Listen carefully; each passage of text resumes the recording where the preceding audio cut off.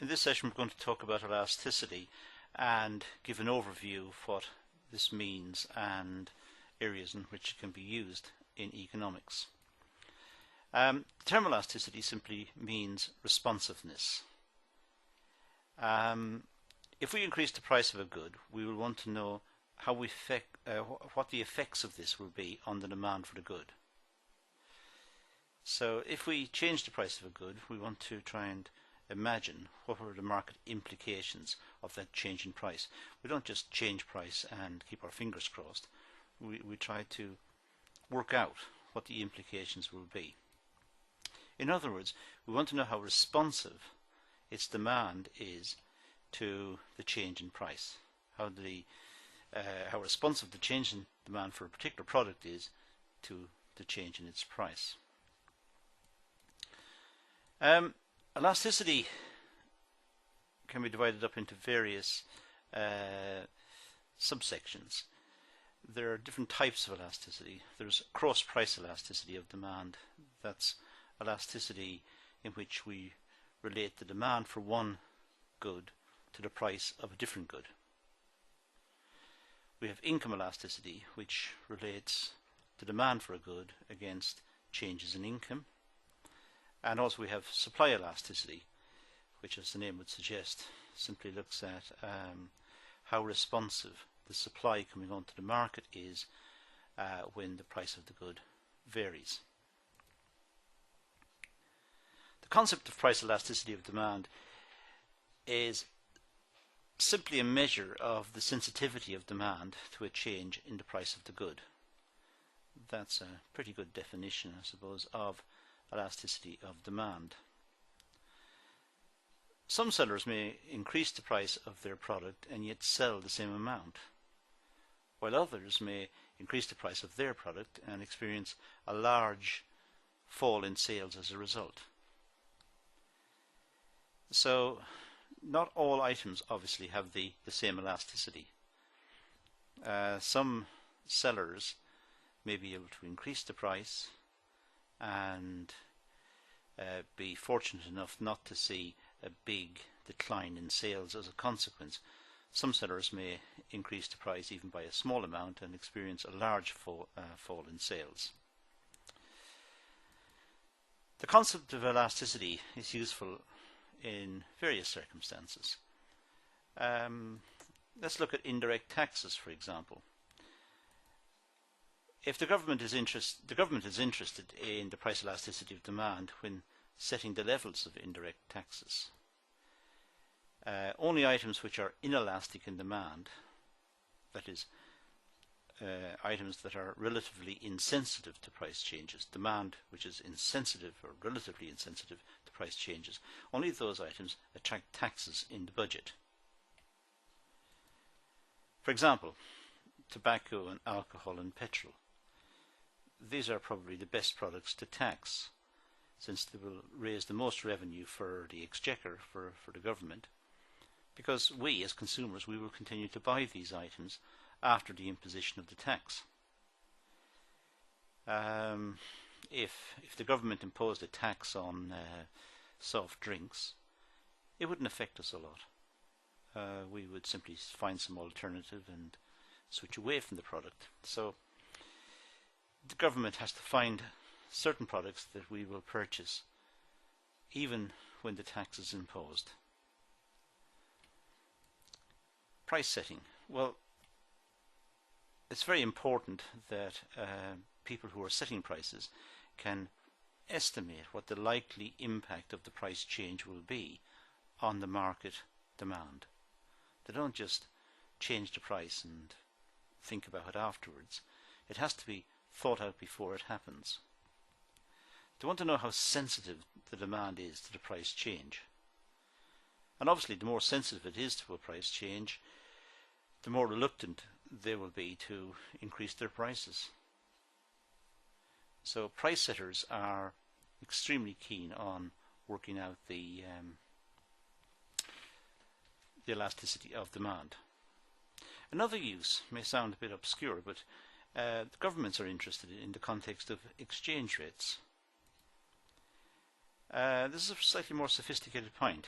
When exchange rates move, it changes the price of imports and exports. So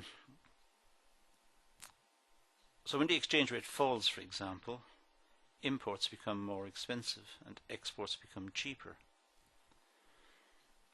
The government will want to know how sensitive our demand for imports is before it changes the exchange rate, or before it allows the exchange rate to move abruptly in any one direction. So it's important that the government has some idea about our elasticity for imports. Now, the slope of demand curve does not indicate its elasticity. Many students of economics make the mistake of thinking that by looking at a demand curve you can tell whether it's elastic or inelastic. Elastic means greater than 1 when you measure it, and inelastic means less than 1. We'll show how it's calculated later, but just for a moment, when I talk about elastic and inelastic, that's what I mean. When we study elasticity, we must bear in mind that the slope of a straight line demand curve is no indication of its elasticity. So even though we draw a nice straight line demand curve with different gradients and so on, we can't say what the elasticity of demand is from looking at the demand.